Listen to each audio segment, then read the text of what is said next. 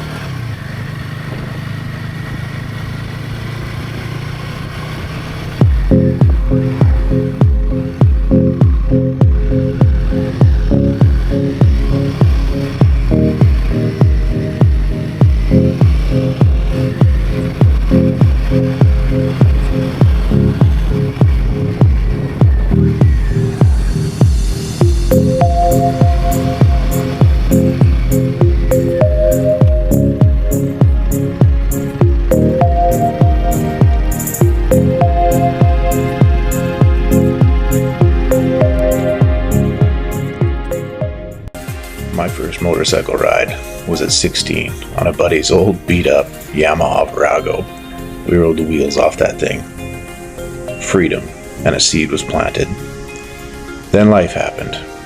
But 7,305 days later, I finally bought my first bike, proving that even after 20 years, it's never too late to go back.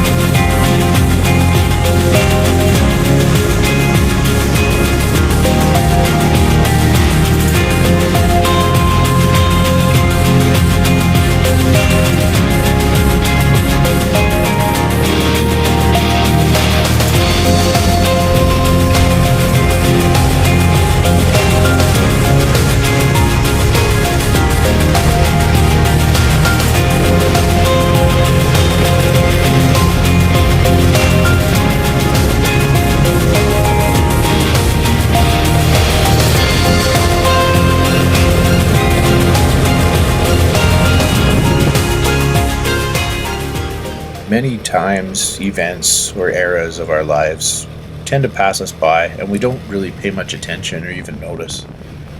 There's certain things we don't notice. I mean, we didn't notice, but one day you had your last sleepover with your friends. You played on your Game Boy for the last time. Your class folded up the parachute and never unfolded it again. You walked out of the equipment room and never came back. You visited Blockbuster on a Friday night for the last time. You burnt yourself on that metal slide for the last time. You dug through the shelf of VHS looking for your favorite movie for the last time. You had your last nap at school, You had your last McDonald's birthday party. You were at the peak excitement visiting Toys R Us for the last time. You didn't notice, but you grew up. Sometimes to move forward, you need to find your way back. And getting back is where I found something that I'd been searching for.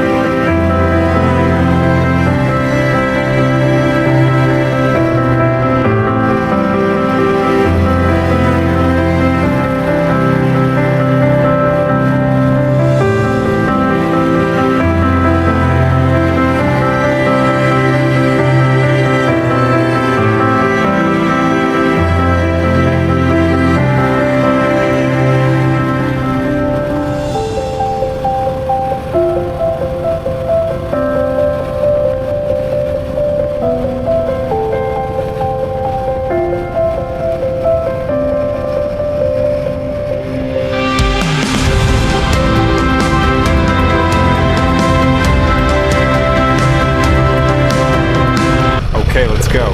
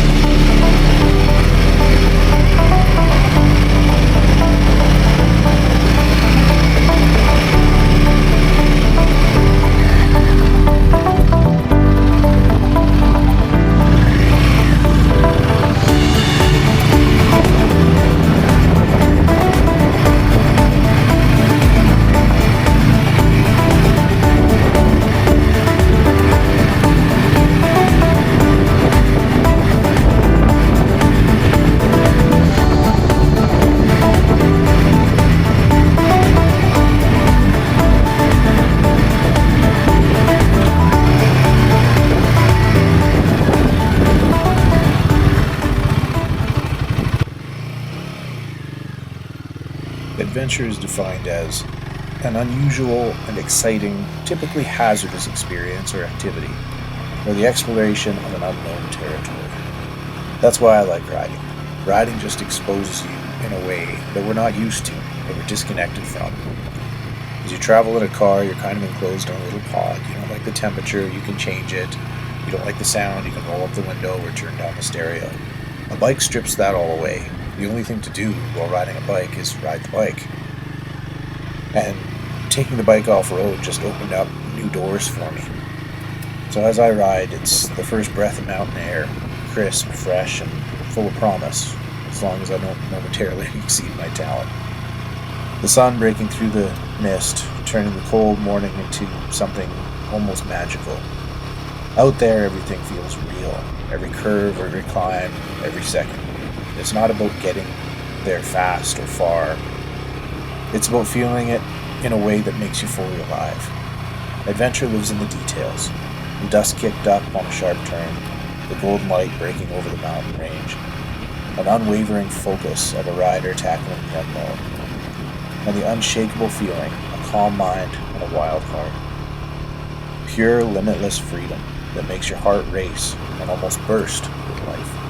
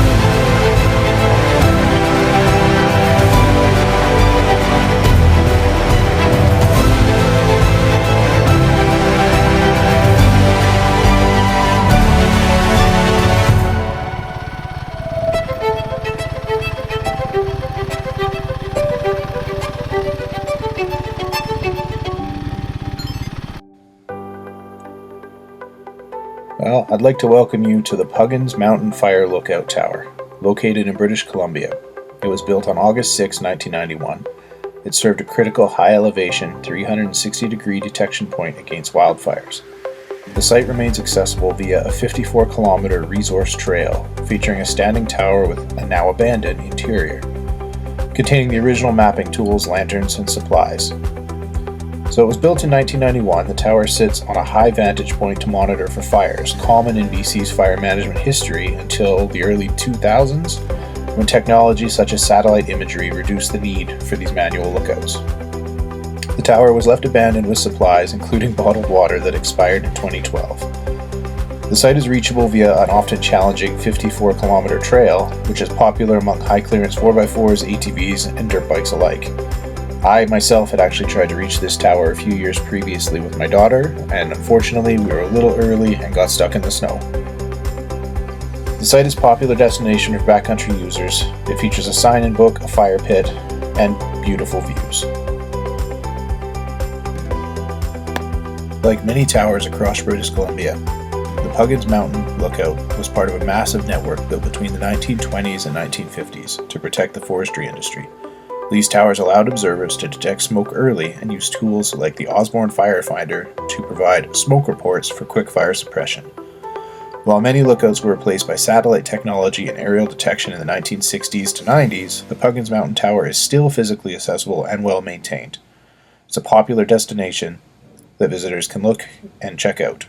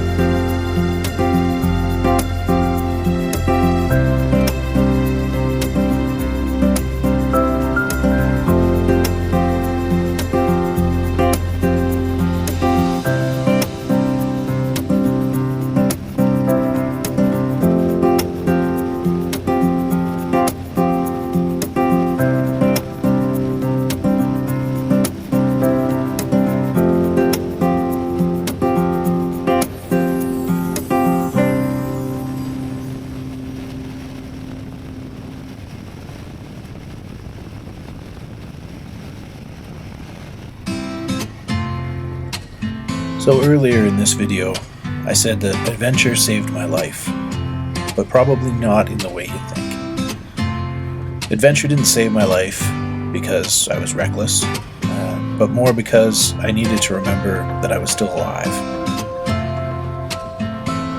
We grieve loss, but a loss doesn't mean just the loss of a person. A loss can be many different things to many different people. For me, it was the life I thought that I was going to live. So life just keeps going, but sometimes that life goes gray. You eat, you sleep, you go through the motions, but the spark is gone. Everything feels muted, like you're watching your life instead of actually living it. Adventure doesn't have to be skydiving or climbing Everest. It's anything that jolts you awake again. A plane ticket, a trailhead, a new city, a walk in a place you've never been. Adventure disrupts the autopilot. It forces your senses to wake up. Your feet ache. Your breath quickens. Your heart starts beating again, for real this time. This isn't about running from pain. It's about moving with it. You're not escaping grief. You're making space for it to breathe. Adventure doesn't erase pain. It reminds us that there's more to feel than just the ache. With adventure, you can cry on mountaintops. You can laugh under the stars. You can remember the joy and the pain can coexist. And maybe so can you. Grief doesn't go away, but in motion, it transforms into purpose, into power, into a reason to keep going. You don't have to be ready. You just have to say yes to life, to the unknown, and to yourself.